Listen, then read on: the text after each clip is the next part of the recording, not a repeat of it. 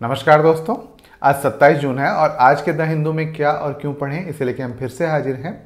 आज जो सबसे पहली न्यूज़ है वह है centre will ensure execution of pact with cookies, है ना। कुकी के साथ सेंटर जो है जो एक्ट है या पैक्ट जो समझौता हुआ है उसको एंश्योर करेगी। और इसी पे फिर से आपको मणिपुर देखना है। थोड़ा आपको मैंने कल ही एक एडिटोरियल बताया था जिसमें कुकी के जनजाति के बारे में, मैती को जनजाति का दर्जा देने के बारे में, है ना, इस तरीके की चीज़ें आपको यहाँ से बिल्कुल क्लियर हो गई होगी।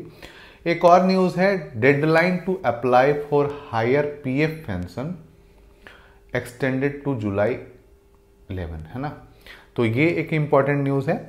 और यहाँ पे EPFO employees provident fund organisation ने कहा है कि जो हायर पीएफ पेंशन चाहते हैं उनके लिए एक डेडलाइन दी गई है 11 जुलाई की, वहाँ तक अप्लाई वो कर सकते हैं। दोस्तों, यदि आप पहली बार इस चैनल पे आए हो तो आपको हो सकता है थोड़ी दिक्कत हो कि आप क्या बता रहे हो, कुछ बता तो रहे नहीं हो, है ना, एक्सप्लेन नहीं कर रहे हो। दरअसल आपको ये पढ़ना होता है। पढ़ना इसलिए है कि मैं तो समझा दूंगा, पर यदि आप नहीं पढ़ोगे तो वो याद रहना बहुत बहुत कम मुश्किल हो जाता है। यदि आप पढ़ोगे और दिक्कतें आएंगी तो हम हैं, नहीं पढ़ोगे तो दिक्कतें तो आएंगी ही आएंगी, और यदि हम समझा देते हैं तो और दिक्कतें आएंगी। इसलिए रिजल्ट कम होता है क्योंकि लोग मेहनत करना नहीं चाहते हैं। लोग क्यों मेहनत नहीं करना चाहते? क्योंकि चोंचले बहुत फैले हुए हैं लोगों के, और जो यूट्यूबर हैं उनके ये चोंचले कि हम सारा समझा देंगे। आप क्यों समझाओगे?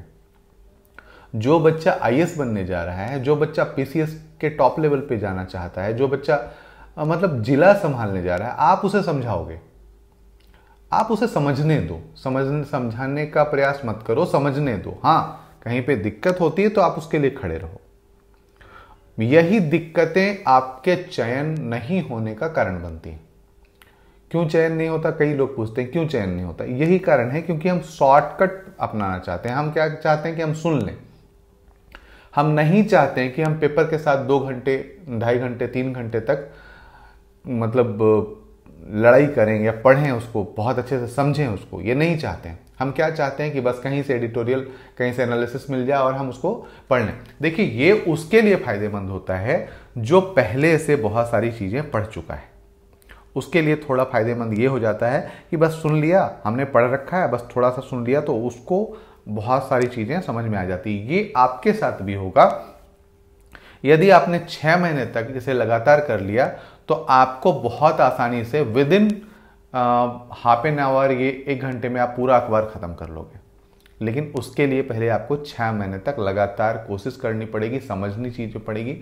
आप ये मत समझो कि आपने ये पढ़ लिया तो आपका एग्जामिनेशन एकदम से इजी हो जाएगा, क्वालिफाई कर जाओगे, ऐसा नहीं है। बट चीज़ों को समझने लगोगे, आंसर फॉर्मेट करने में बहुत आसानी हो जाएगी, है ना। इसलिए मैं कहता हूँ कि आप पढ़ो, खुद से पढ़ो और चीज़ों को समझने का प्रयास करो।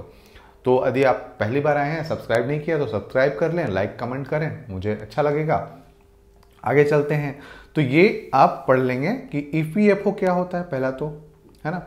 पीएफ पेंशन फंड क्या है, किस प्रकार से एम्प्लॉयर और एम्प्लॉय के शेयर हैं, है ना, इसको आप जरूर देख लेंगे, ठीक है। इसके बाद जो अगली न्यूज़ है वो है पेज नंबर 4 पे। पेज नंबर 4 पे है, caste will have no role play in appointment of temple priest, है ना।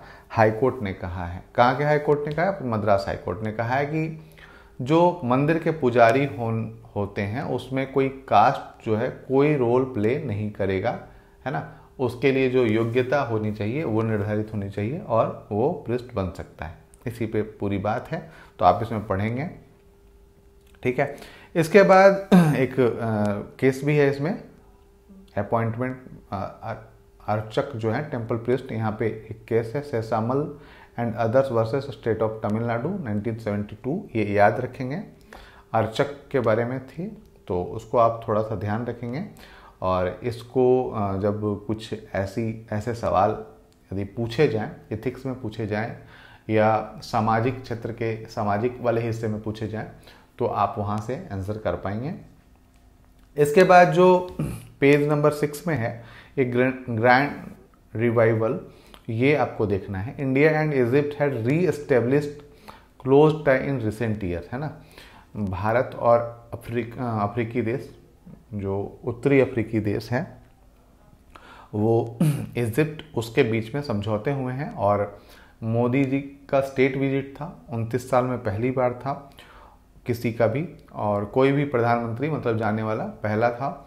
और इजिप्ट गए थे मोदी, और इनको सर्वोच्च सम्मान से वहाँ सम्मानित किया गया। साथ ही साथ कई समझौते भी हुए हैं, रणनीतिक पार्टनरशिप बनी है भारत और इजिप्ट के बीच, भारत और मिस्र के बीच। इजिप्ट और मिस्र एक ही है। तो ये चीज़ें आप देख लेंगे कि क्या क्या संभल सकता है और कौन कौन सी दिशा में हम आगे बढ़ सकते हैं, ठीक है।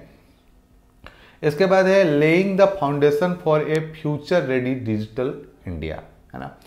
तो digital India, future ready digital India के लिए क्या क्या किया जा रहा है उसके बारे में बात की जा रही है। डिजिटल इंडिया बिल जो है उसके बारे में बात की जा रही है, laying the foundation for a future ready. तो डिजिटल इंडिया बिल जो है उसके बारे में बात की गई है, तो आप उसे देख लेंगे। आपको पता होगा इंफॉर्मेशन टेक्नोलॉजी एक्ट 2000 आया था, उसको रिप्लेस करेगा ये। और इसमें क्या क्या प्रावधान है यहाँ पे आपको उसके समरी या उसके विशेषताओं के बारे में यहाँ पे बताया गया है, तो आप इसे देख लेंगे। इसके बाद है पेज नंबर 16 पे, है ना, 14 पे, सॉरी, पेज नंबर 14 पे हम चलते हैं। और फिर यहाँ पे है page number 14, S&P retain financial year 24 India growth projection at 6%, है ना। स्टैंडर्ड पुअर ये रेटिंग एजेंसी है, और इसने फाइनेंशियल ईयर 24 के लिए भारत की जो ग्रोथ रेट है उसको 6% पे रखा है। तो ठीक है, ये अपने अपने वो होते हैं। आपको इसका इसलिए रखना है ताकि आप ग्रोथ रेट में जब कोई क्वेश्चन इस तरीके से आ जाता है अचानक से, तो आप उसको थोड़ा सा मतलब फैक्ट बता के उसको और समृद्ध बना सकते हैं आंसर, है ना। तो इसको आपको देखना है। इसके बाद जो अगली न्यूज़ है, India China to buy oil demand Aramco. एक कंपनी है सऊदी अरब की आरामको, जो बहुत मतलब दुनिया की सबसे बड़ी कंपनी मानी जाती है, और इसी ने कहा है India China to buy oil demand, जो ऑयल डिमांड को है उसको स्टेबल रखा है, इसी पे बात की गई है। भारत और चीन आज पूरे विश्व में बहुत बड़ा रोल प्ले कर रहे हैं, चाहे वो ऊर्जा के क्षेत्र में हो, चाहे वो आयात किसी भी क्षेत्र के आयात में हो, चाहे वो निर्यात के क्षेत्र में हो, ये बहुत बड़ा रोल अदा कर रहे हैं। और पूरे विश्व में खासकर पश्चिमी देशों, यूरोपीय यूनियन और यूरोपीय देशों, ऑस्ट्रेलिया, न्यूजीलैंड, इन देशों में काफ़ी बड़ी मात्रा में भारतीय पाए जाते हैं, और एक तरीके से एक पैरेलल इकोनॉमी या बड़ी इकोनॉमी बिल्ड कर रहे हैं। भारत के अंदर तो पाए ही जाते हैं, मतलब भारत के साथ साथ वो विदेशों में भी अपना परचम लहरा रहे हैं, और उन देशों में भी एक गहरी छाप या एक तरीके से वहाँ के मुख्य व्यवसाय पर एक तरीके से बहुत कब्जा है। जैसे आप गूगल देखेंगे, माइक्रोसॉफ्ट देखेंगे, बहुत सारे ट्विटर देखेंगे, तो उनमें भी बहुत सारे लोग हैं जो भारतीय हैं और काम कर रहे हैं। तो इस प्रकार से पूरे विश्व में भारत और चीन को तो अब थोड़ा डिमोरलाइज किया गया है, या एक तरीके से हतोत्साहित किया जा रहा है जानबूझकर, क्योंकि चीन के कर्मचारियों पर आरोप लगता है, जासूसी का आरोप लगता है। वो कुछ भी हो जाए, अपने चीन के लिए ही ज़्यादा काम करना चाहते हैं। तो इसके हिसाब से भारतीय बहुत अच्छा फिट बैठते हैं और इस दिशा में भी काम कर रहे हैं। तो आपको ये चीज़ें हमेशा समझनी पड़ेगी कि भारत और चीन के रोल बहुत ज़्यादा बढ़ रहे हैं, और उसमें भी भारत का रोल बहुत ज़्यादा बढ़ता जा रहा है। मतलब मानवीय रूप से देखें या कर्मचारियों के रूप में देखें तो भारत का रोल पूरी दुनिया में बहुत ज़्यादा बढ़ता जा रहा है। आप इस दृष्टिकोण से भी देखेंगे। आज के लिए इतना ही दोस्तों, फिर कल मिलते हैं क्या और क्यों पढ़ने के साथ। धन्यवाद।